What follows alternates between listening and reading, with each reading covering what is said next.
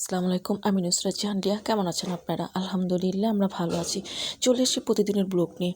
আজকে আমি চলে আসছি শীতকালে ভাতটা অনেকটাই রান্না হয়েছিল, তো রাতের বেঁচে যাওয়া ভাত দিয়ে মজার এই রেসিপিটা আসুন দেখাই, শেয়ার করি সকালবেলা আর এরকম একটা ভাতের রেসিপি। বসিয়েছি কড়াইতে দিয়ে দিচ্ছি তেলটা গরম হওয়া পর্যন্ত আমি অপেক্ষা করব। দিয়ে দিচ্ছি ফুলকপি, আলু, লবণ,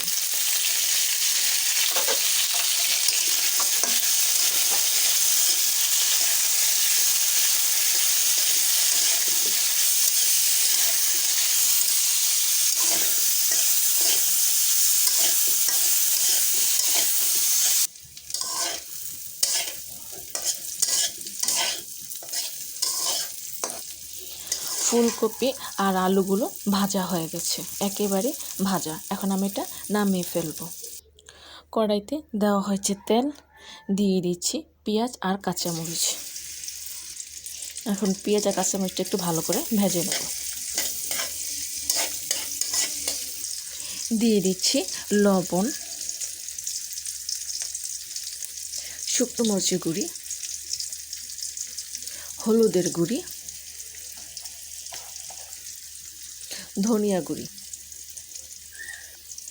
জিরে বাটা,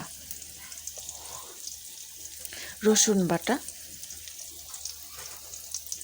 আদা বাটা। মশলাটা কষানোর জন্য দিয়ে দিচ্ছি পানি।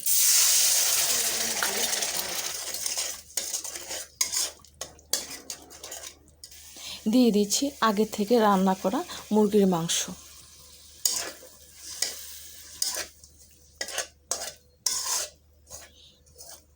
দিয়ে দিচ্ছি ভেজে রাখা ফুলকপি আর আলু।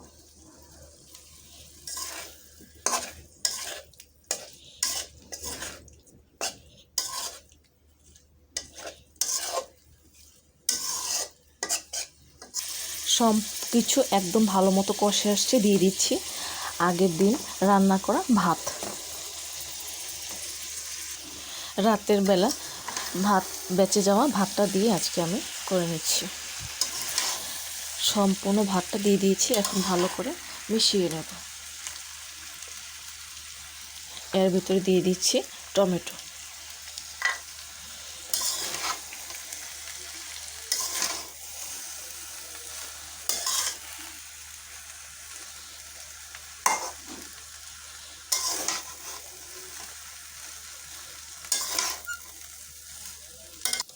দিয়ে দিচ্ছি ধনিয়া পাতা।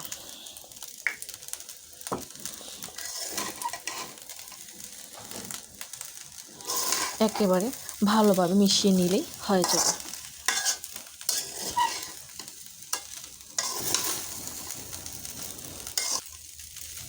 একেবারে রেডি ঝরঝরে শীতকালীন ভাজি ভাত।